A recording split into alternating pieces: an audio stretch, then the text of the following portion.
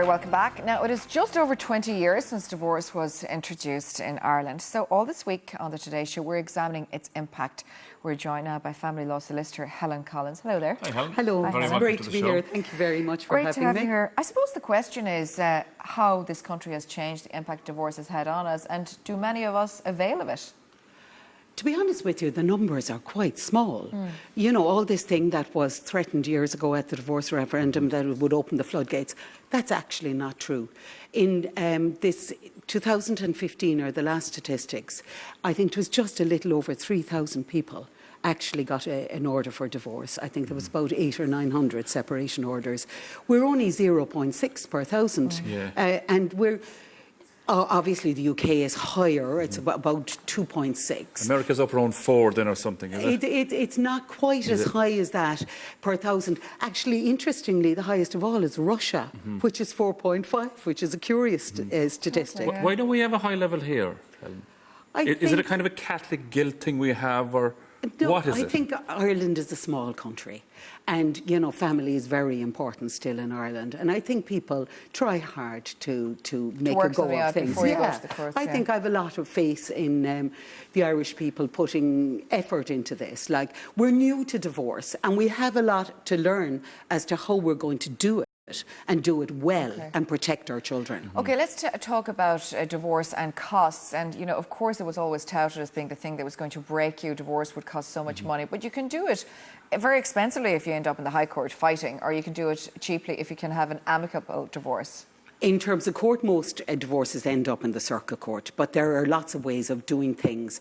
If you don't fight, it's going to be much cheaper. Yeah, so you'll end up in the circuit court as opposed to the High Court if you don't fight. Yeah, to be honest with you, it's the harder you fight, the more it costs, the more court appearances.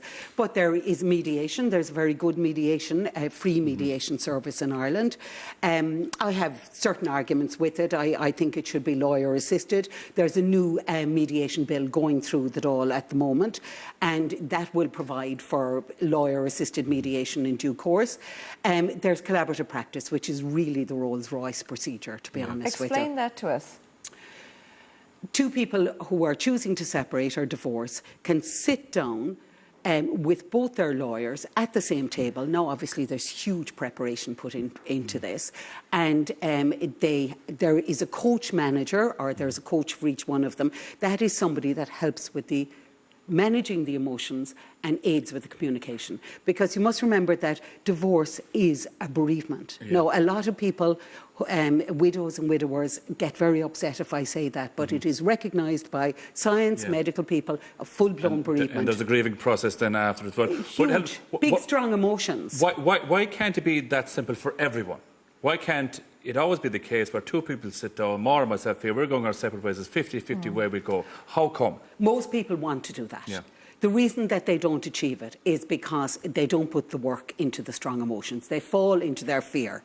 They go back to default position. He says, I'm not giving her a penny. She says, he's not seeing the children. We're immediately in conflict. Another aspect in Ireland, which is actually quite serious, is that families can be a negative influence at times.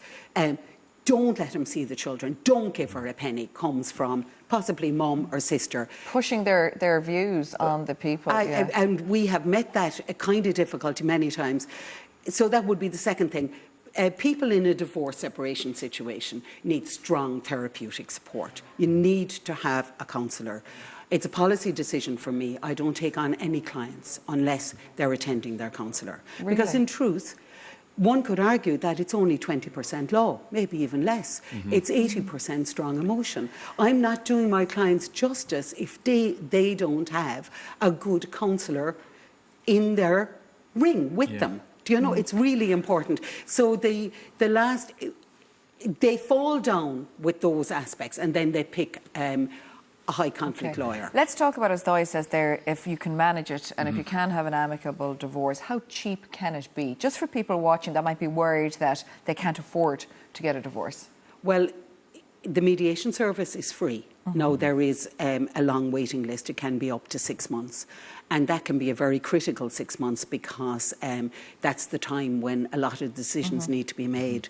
The collaborative process could be cheaper than the court process, but then it's also much better value for money, because you're really getting a resolution, you're getting a deep resolution.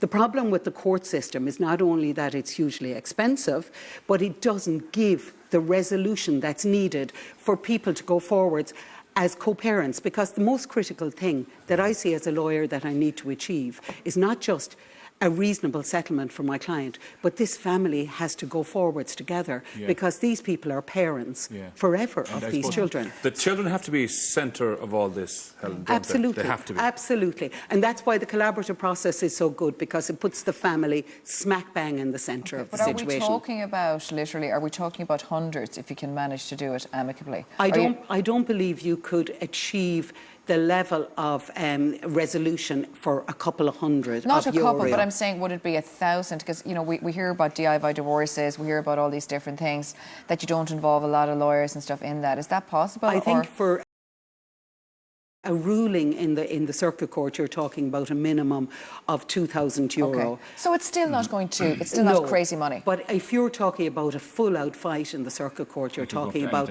10 times, 15 times that.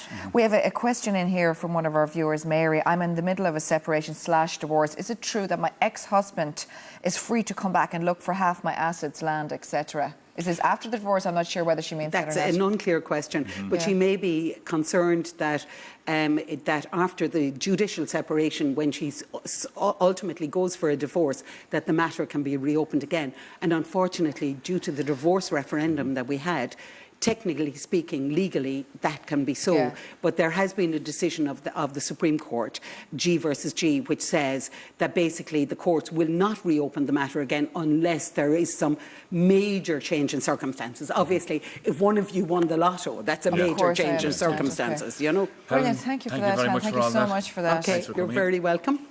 Now, in a few moments,